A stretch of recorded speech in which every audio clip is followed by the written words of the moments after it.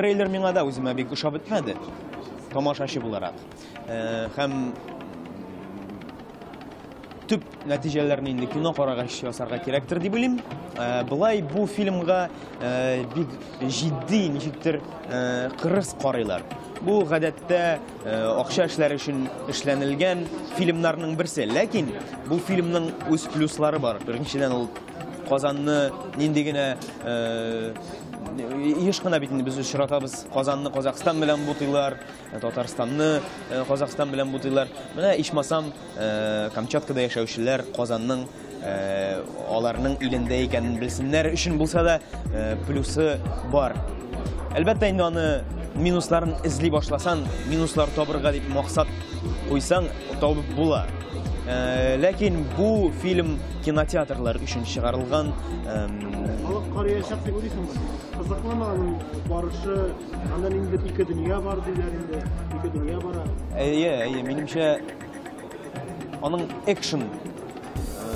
экшен жанры, экшен буларак бик динамик рәвештә, бик спецэффектлары да бар, компьютер графиклары да бар. Аннан соң ничек кенә Воробьевка карамасаң да, аның үзенә күрә публикасы бар, аның фанатлары бар. Алар һичшиксез бу кинога битараф булмаячаклар. Аннан соң Воробьевтан тыш бит әле анда Сергей Шакуров та бар, аның да үзенә күрә яратып караучы тамашачылары бар. Аннан соң минемчә, әгәр дә фильм үзе бик шаккаткыч булмаса да, Казанны күрер өчен булса да барып карарга кирәктер дип уйлыйм. Бу фильм үзенә күрә Сокровище озера Кабан бит инде. Аның аббревиатурасы СОК. СОК бит инде ул суд, җимеш. Минемчә, бу СОК мультифруктовый. Һәм һәр теләгән тамашачы үзенә кирәкле җимешен табырга теләсә табала. Ох, Байбулат икән бу дип караучылар бары тик минем танышлар арасында гына булыр дип уйлыйм. Чөнки монда төп кызыксындыра торган әйбер ул Казан. Казанның күренешләре чыннан да бик күркәм. Бүгенге Голливуд стилендә төшерелгән фильм буларак, ул барыбер ничек кенә халык критиклар карамасын мондый фильмнарга, нишләптер халык йөри бит. Продюсерларга шул кирәк. Халык йөрсә, акча килә, акча килгәч, аларның кайфы яхшы. Һәм Сокровище озера Кабан 2 дигән әйбер дә уйларына килә. Менә ул мәгәрә кайда төште ул Байбулат? Мәгәрә әллә Татарстанда бармы шундый мәгәрә? Юк, аны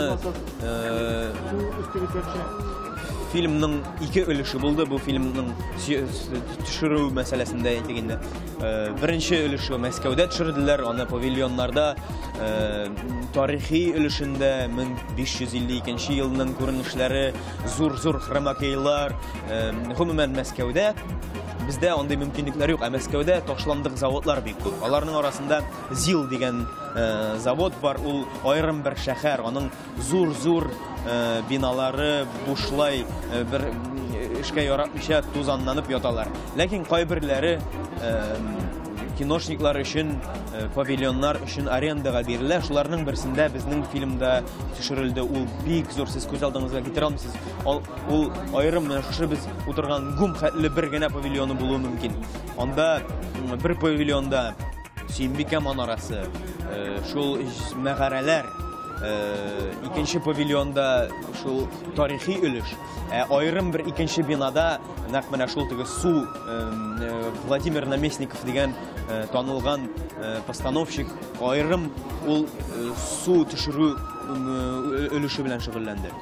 Менә шул аерым павильонда су, ничәдер тонн су төшерделәр безнең башларыбызга.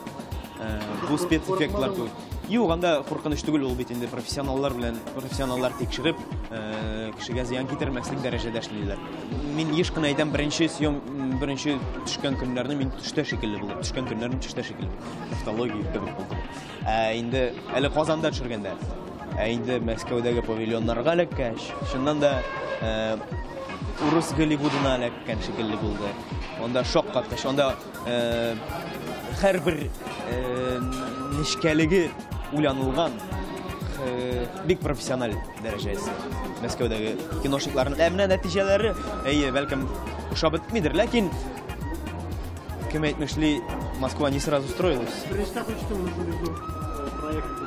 Беренче тапкыр мондай дәрәҗәле фильмда төшәм.